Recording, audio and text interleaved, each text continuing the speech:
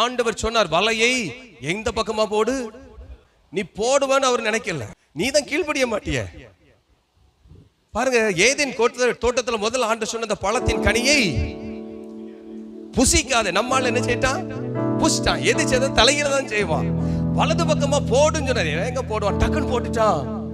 ஆனா பாய் மனுஷன் போட்டுட்டானே, விசுவாசத்தோடு வார்த்தையை நம்பி போட்டுட்டான். பாருங்க, சொன்ன வாக்கை நிறைவேற்ற வேண்டும் கர்த்தர். அல்லேலூயா.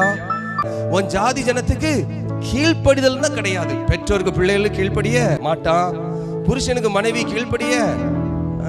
அப்போ இந்த வாழ்க்கையில கீழ்ப்படிதல் இல்லாத ஒரே சந்ததி நம்ம தான். ஆனா பேதுரு பாருங்க, அந்த சீடர்கள் தூக்கி வலது பக்கம் போட்டுட்டான் பாருங்க வலைய. இப்ப அங்க யாரு செய்ய வேண்டிய காரியம் வந்துட்டு? கடவுள் கட்டாயமாய் அற்புதம் செய்ய வேண்டிய ஒரு சூழ்நிலை வந்துட்டு போட்டுட்டு ஆண்டுடைய வார்த்தையின்படியே பைபிள் சொல்லுது, வலை கிழியத்தக்கதான மீன்களை